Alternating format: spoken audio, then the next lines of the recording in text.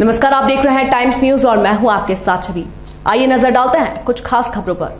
मध्य प्रदेश के इंदौर शहर में आज कांग्रेस के तमाम वरिष्ठ नेताओं का जमघट लगा मौका था। कांग्रेस उम्मीदवार अक्षय बम की नामांकन रैली मंदिर और फिर अहिल्या प्रतिमा पर माल्यार्पण करने के बाद बड़ी संख्या में कांग्रेस के कार्यकर्ता और नेता मोती तबेला पहुंचे। यहां एक सभा का आयोजन किया गया जिसमें मध्य प्रदेश कांग्रेस कमेटी के अध्यक्ष जीतू पटवारी, मध्य प्रदेश में विपक्ष के नेता उमंग सिंगार, राज्यसभा सांसद विवेक तन्खा और पूर्व कांग्रेस अध्यक्ष अरुण यादव शामिल हुए। इस दौरान मीडिया से चर्चा करते हुए राज्यसभा सांसद विवेक तन्खा ने एक बार फिर केंद्र की मोदी सरकार पर हमला बोला। उन्होंने बताया कि तमाम संवैधानिक संस्थानों पर कब्जा किया जा रहा है। विवेक तन्खा का यही नहीं रुके, उन्होंने यहां तक कह दिया कि भारत में रूस की तरह सत्ता पर नियंत्रण करना चाहती है। भाजपा जिस तरह से रूस में पुतिन 97% वोट प्राप्त कर सत्ता पर काबिज होते हैं और विपक्ष को वहां समाप्त कर दिया गया है, वैसा ही कुछ भारत में भी भारतीय जनता पार्टी करना चाहती है। इसी दौरान मीडिया से बात करते हुए मध्य प्रदेश कांग्रेस कमेटी के अध्यक्ष जीतू पटवारी ने इंदौर नगर निगम के ड्रेनेज घोटाले को राजनीतिक दलों के चंदे बॉन्ड के घोटाले से जोड़ दिया। उन्होंने कहा कि नगर निगम में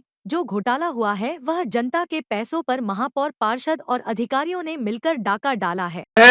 ये बड़े असाधारण समय हो रहा है जब देश का संविधान खतरे में है, देश की प्रजातंत्र खतरे में है, देश का जनतंत्र खतरे में है। देश के जो तमाम बड़े बड़े संवैधानिक और बड़े बड़े इंस्टीट्यूशंस हैं इस वक्त वर्चुअली कोलैप्स कर रहे हैं। बीजेपी एक छत्र राज चाहती है, एक पार्टी का राज चाहती है।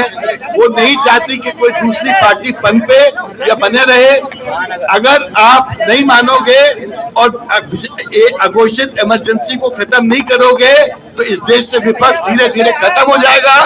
विपक्ष ही नहीं रहेगा, आपका एक सत्ता पक्ष रहेगा। जैसे रशिया में पुतिन साहब 97% वोट के साथ अध्यक्ष बनते हैं, यहाँ पर भी प्राइम मिनिस्टर 97% वोट के साथ मोदी जी बन जाएंगे।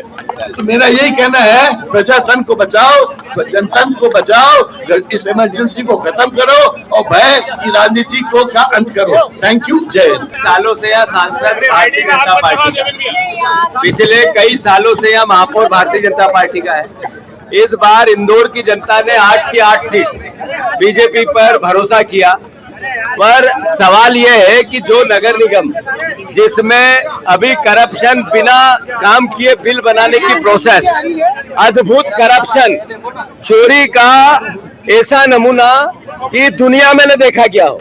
ये करप्शन और भारतीय जनता पार्टी एक दूसरे के सगे भाई बहन है।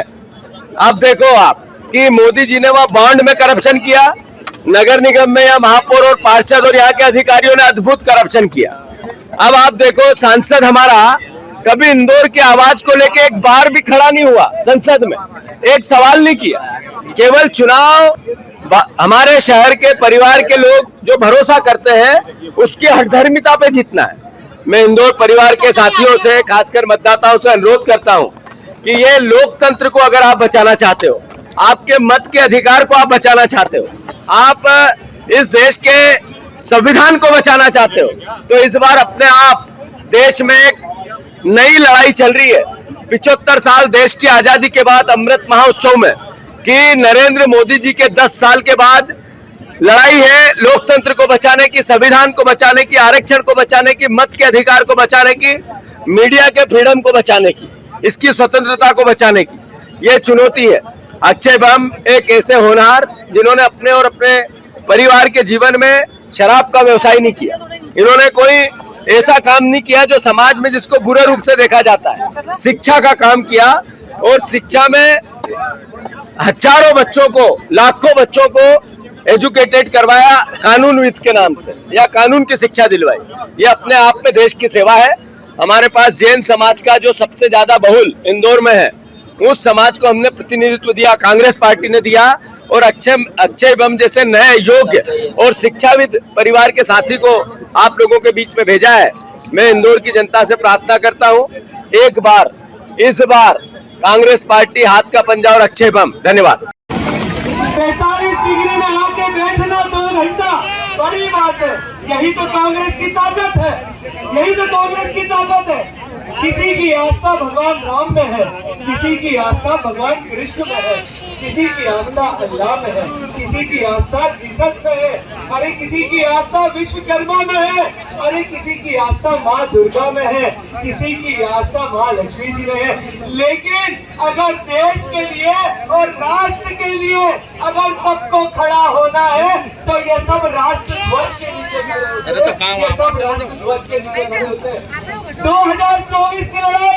2024 की लड़ाई का जो मुख्य मुद्दा है वो ये है कि किसान कर्जदार है और युवा बेरोजगार है।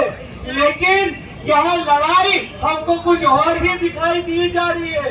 जो लड़ाई दिखाई दी जा रही है, ये लड़ाई इस बार संविधान बचाने की लड़ाई है।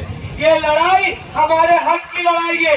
हम क्या बोलेंगे, क्या खाएंगे, क्या पहनेंगे और क्या पढ़ेंगे, इसकी आजादी हमें संविधान देता है और हमको मत देने का अधिकार संविधान देता है। अगर 2024 में परिवर्तन नहीं करा तो मान के चलना कि 2029 में आपको मत देने का अधिकार ही खत्म हो जाएगा। टाइम न्यूज़ देखिए अब आपके मोबाइल और स्मार्ट टीवी पर। लाइव प्ले स्टोर से डाउनलोड करें।